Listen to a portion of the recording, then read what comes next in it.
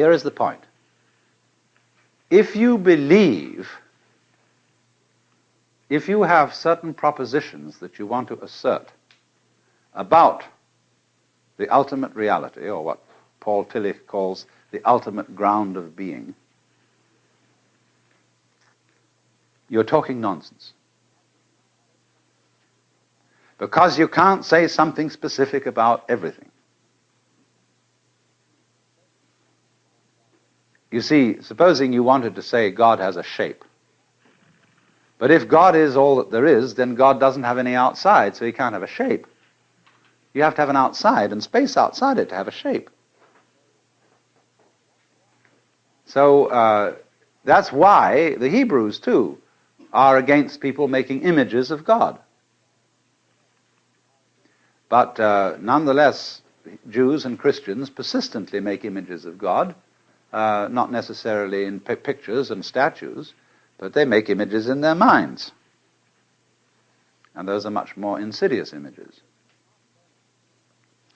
Buddhism is not saying that the self, capital S, the great Atman, or whatnot, it isn't denying that the experience which corresponds to these words is realizable. What it is saying is that if you make conceptions and doctrines about these things, you're liable to become attached to them. You're liable to start believing instead of knowing. So they say in Zen Buddhism, the doctrine of Buddhism is a finger pointing at the moon. Do not mistake the finger for the moon. Also, we might say in the West, the idea of God is a finger pointing at God. But what most people do is, instead of following the finger, they suck it for comfort. And so Buddha chopped off the finger. And undermined all metaphysical beliefs. There are many, many dialogues in the Pali scriptures where people try to corner the Buddha into a metaphysical position. Is the world eternal? The Buddha says nothing. Is the world not eternal? And he answers nothing. Is the world both eternal and not eternal? And he don't say nothing. Is the world neither eternal nor not eternal? And still he don't say nothing. He maintains what is called the noble silence, sometimes later called the thunderous silence. Because this silence, this metaphysical silence, is not a void. It is very powerful. The silence is the open window through which you can see, not concepts, not ideas, not beliefs, but the very goods. But if you say what it is that you see, you erect an image and an idol, and you misdirect people. It's better to destroy people's beliefs than to give them beliefs. I know it hurts, but it is the way. That is what cracks the eggshell and lets out the chick. Of course, if you want to stay in the eggshell, you can, but you'll get addled.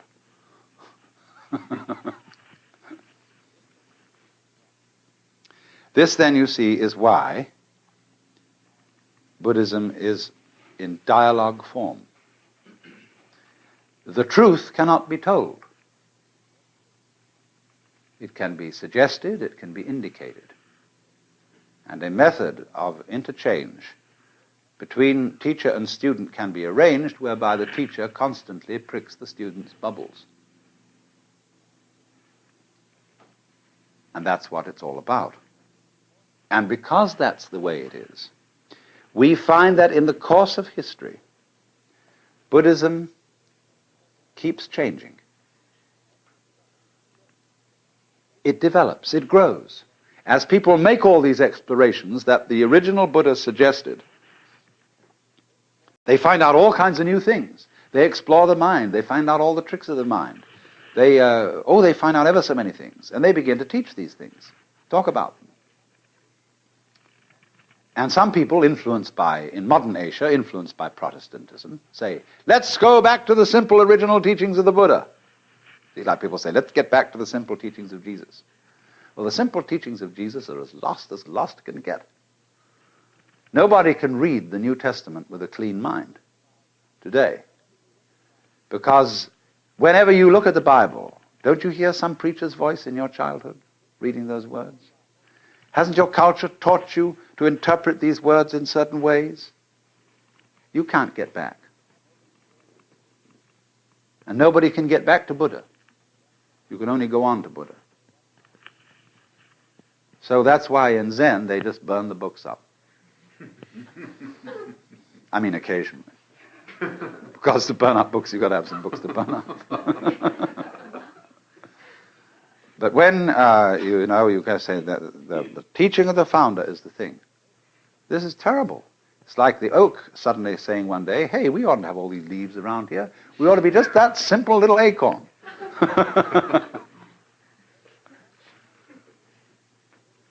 Now, a living tradition grows. But what it does is this. As it grows, say it grew from a seed, an acorn, keeps dropping off new acorns. You don't go back to the old acorn, you get a new one. And that becomes a new seed for another tree. This is fine. Now, let me just warn you. The scholarly study of Buddhism is a magnum opus beyond belief. There are two collections of Buddhist canonical scriptures. One is in Pali. The other was originally in Sanskrit, but we don't have a complete collection of it in Sanskrit. We have these collections in Tibetan and Chinese. Bigger than the Encyclopedia Britannica, as a matter of fact. So it's a formidable enterprise to get into the Buddhist scriptures, and what's more, most of them are unbelievably boring. They were written by monks with plenty of time to pass on wet afternoons during the monsoon. And they repeat, and they elaborate, and they are full of kind of preparatory. You know how in the silly trick in radio they have of giving a fanfare to introduce the program.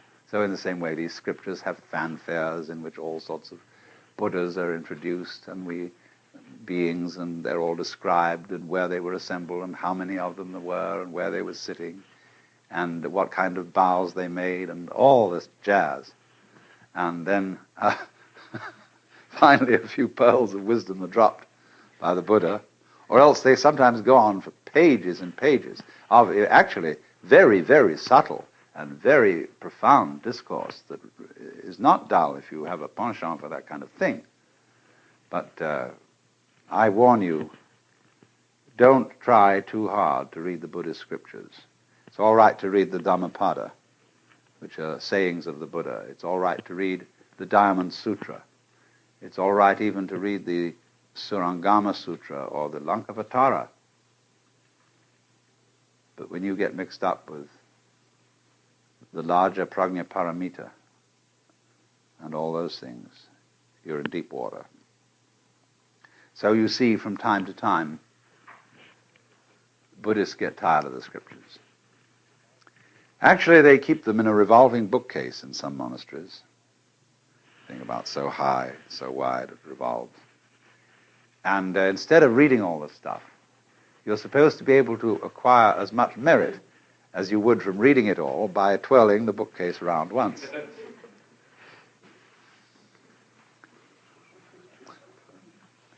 In Zen monasteries, they have an annual ceremony for reading the scriptures, but they are printed like an accordion. In other words, the pages are connected to each other zigzag. And then they have board on the back and the front, so that you can pick one up and go like that, like a slinky moves.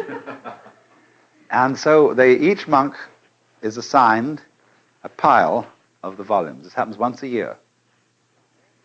And they all chant sections of the scripture, but very often each monk chants a different one. And while they're doing this, they pick up a volume and go click and put it down on the other side. Pick up the next one, click. And this is the annual reading of the scriptures. There's a wonderful picture of this being done in Suzuki's book, The Training of the Zen Buddhist Monk. So you see, Buddhists are funny about scriptures. They don't treat them the way Christians treat the Bible. They respect them. They occasionally read them.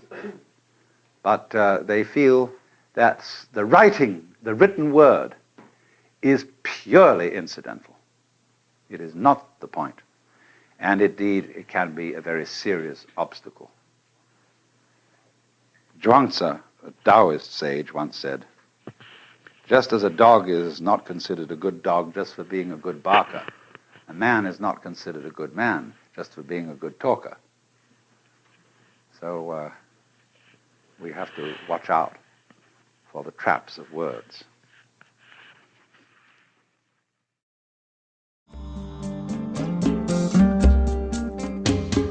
Out of Your Mind now continues with the next lecture from the World as Emptiness lecture series.